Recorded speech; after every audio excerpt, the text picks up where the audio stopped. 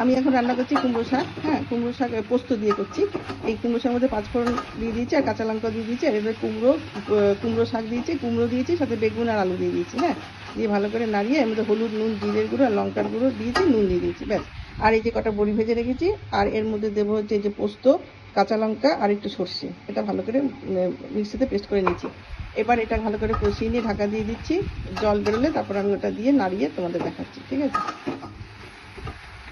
সবজিটা যখন সেদ্ধ হয়েছে তখন আমি সর্ষে, পোস্ত আর কাঁচা লঙ্কা বাটাটা দিয়ে দিচ্ছি।